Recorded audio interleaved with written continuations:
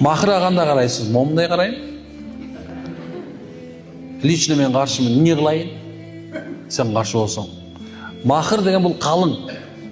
Шариятыбызда калың бербесе нике өтпөйт.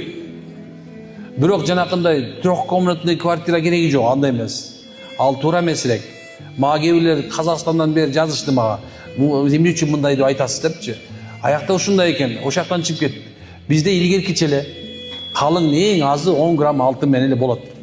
Ошол эле мисалы силер кылып атпайсыңарбы? Мынакей кыз алып атасыңар, ошол жерге бир жылкы, анан канча сом бересиңер депутат байке? Я.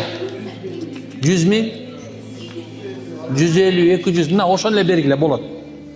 Ошол эле мисалы кызга сурайсыңар, кызым, мына ыраазысыңбы? Сенин калыңыңды ата-энеңе берели депчи. Жок, алар бер, мага берле десе өзүнө берип коесуңар. Ошол эле идентичныйбыз. Махыр деген эле калың эле деген сөз. Анан кийин ага молдолор бар десе, махырга эмне берип аласың?